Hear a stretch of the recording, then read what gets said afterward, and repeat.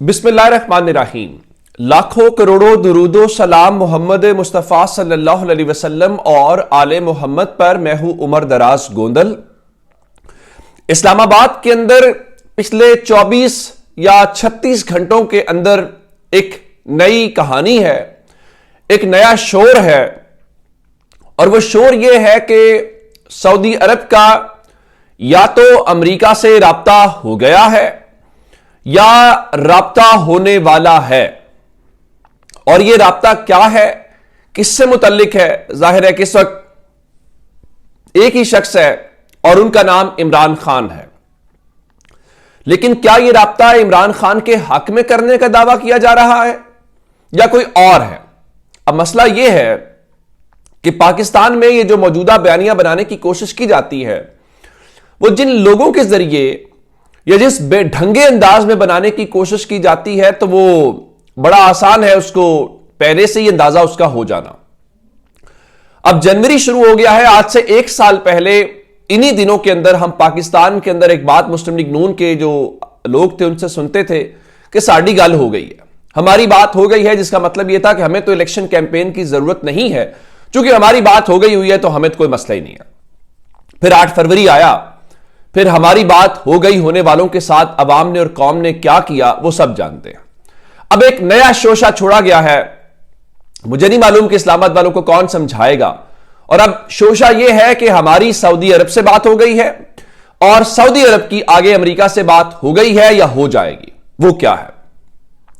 आगाज इस तरीके से हुआ कि आप जानते हैं कि एक साबिक आईएसआई चीफ थे हमीद गुल, जो उनके बेटे हैं, उन्होंने वो भी जरा आजकल अपनी तरफ से बयानियां बनाने के लिए टीवी के ऊपर आए हुए हैं या उनको भी लॉन्च किया गया है, जहां बहुत सारे दीगर मामलात के ऊपर हैं।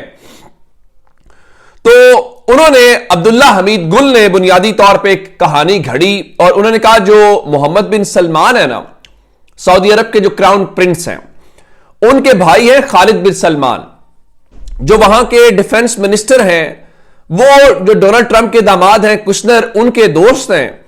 तो खालिद बिन सलमान ने ना उनको पाकिस्तान के कानूनी मामलात से दूर रहने का बोल दिया है, जिससे ठंड प्रोग्राम हो चुका है, मतलब प्रोग्राम तो बढ़ गया है। अब ये उन्होंने बात की तो जरा इसको किसी ने संजीदा नहीं लिया कि इस किस्म की चीजें होती हैं।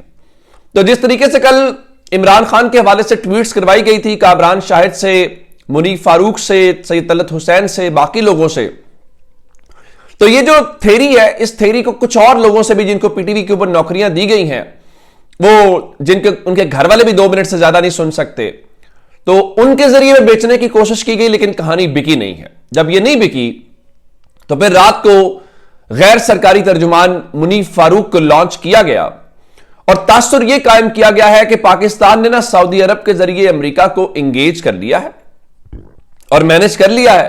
तो अब ना वहां से कोई फोन कॉल नहीं आएगी, वहां से कोई दबाव नहीं आएगा, और दबाव आया भी तो पाकिस्तान ने तो उसका असर ही नहीं लेना। बिल्कुल ठीक है। अब उन्होंने क्या कहा? उन्होंने कहा जी असल में ना पाकिस्तान के हवाले से जो सऊदी अरब से जो पैगामात हैं अमेरिका को, वो शायद पहले चले जाएं। अब उसमें उन्होंने 1 से ज्यादा बार लफ्ज शायद का इस्तेमाल किया। अगर आप उनकी गुफ्तगू सुने तो इसका मतलब यह है कि वो शायद शायद करके अपनी तरफ से यहां बयानियां बनाना चाहते हैं।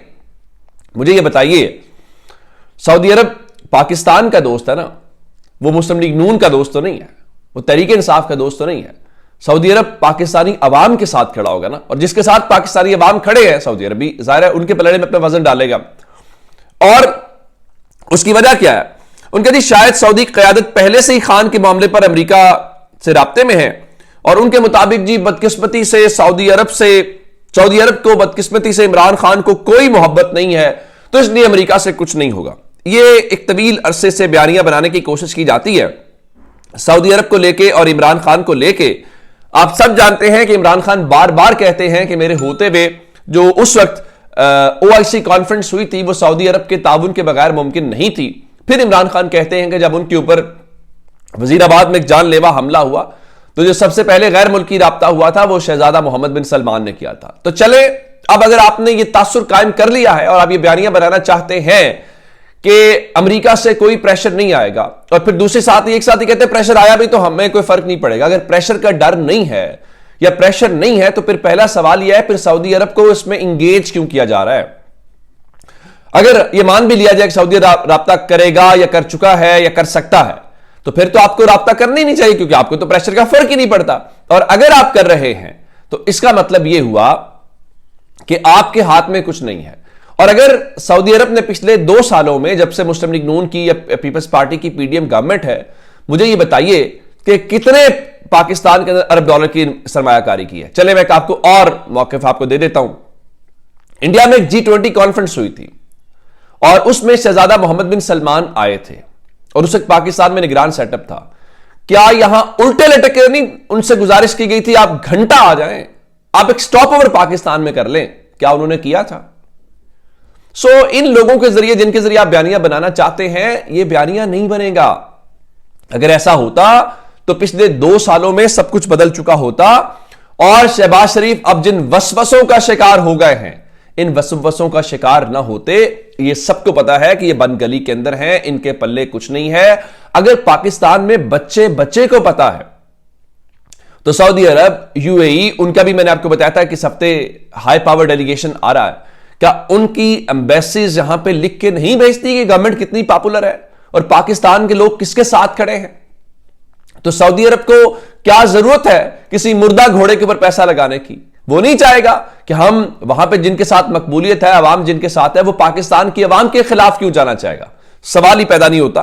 तो ये इस हवाले से। और फिर एक और खबर, एक जरा खबर सुनिएगा कि आलमी इदारे से खबर आई है और उन्होंने दुनिया की जो 50 मुख्तलिफ शख्सियात की कैटेगरी है, उनमें बताया है कि जो सियासतदान और क्या कहते हैं कि हुक्मरान और सियासतदानों की कैटेगरी के अंदर आपको पता है कि इमरान खान जो है वो उन 50 बाअसर तरीन मुस्लिम दुनिया के अफराद में शामिल हैं। और उसमें कौन है? उसमें उर्दन के बादशाह हैं, कतर के बादशाह हैं, ईरान के जो हैं आयतुल्लाह, वो उसमें शामिल हैं, आयतुल्लाह खामनाई, और सऊदी अरब के शामिल हैं, यूएई, बाकी सब लोग शामिल हैं और इमरान खान का नाम उसमें शामिल है। अब मुझे ये बताइए कि क्या उसके अंदर जो है पाकिस्तान के मौजूदा प्राइम मिनिस्टर का नाम मौजूद है? तो उससे पता चल जाता है। और उन्होंने लिखा क्या है इस केस के अंदर, और कि उसमें कौन कौन है जो 25 बाअसर तरीन मुस्लिम सियासत, मजमूई तौर पर 50 की कैटेगरी है ना, बाकी भी कैटेगरीज है, लेकिन जो बाअसर तरीन 25 लोग हैं, इमरान खान का नाम उसमें शामिल है और किसी सियासी शख्स का नाम उसमें शामिल नहीं है। और उन्होंने लिखा क्या है इमरान खान के बारे में? उन्होंने लिखा कि इमरान खान की बड़े पैमाने पर अवामी हिमायत बरकरार है। खान निजाम की तब्दीली और फौज का किरदार कम करने के लिए कोशा हैं। आप यहां बैठ के ये दावे कर रहे हैं, तो अगर ये जो वो चीजें हैं, मुझे बताइए कि क्या ये उनके पास नहीं है? क्या उनको नहीं पता चल रहा? अगर उनके अरब दुनिया के मैगजीन्स को उनको पता चल रहा है तो उनके बादशाह को पता नहीं चल रहा? क्या बातें कर रहे हैं। हाँ, आप क्या कर सकते हैं? हमें बताया गया था कि 6 जनवरी को इमरान खान का 190 मिलियन पाउंड केस का फैसला जो है सुनाया जाएगा। फिर इंसदाद दहशतगर्दी अदालत ने GHQ जो केस है उसकी भी 6 जनवरी को समाअत करनी थी, तो अब उस समाअत को भी मुलतवी कर दिया गया है और केस 8 जनवरी को अडियाला जेल में लगेगा। फिर इस्लामाबाद में चहमगोइयां हो रही हैं कि क्या 6 जनवरी को 190 मिलियन पाउंड केस का फैसला सुनाया जाएगा, तो उस पर कहा जा रहा है कि शायद वो आगे तारीख जा सकती है। तो ये आप कर सकते हैं। अपना बहुत सारा ख्याल रखिएगा। खुदा हाफिज।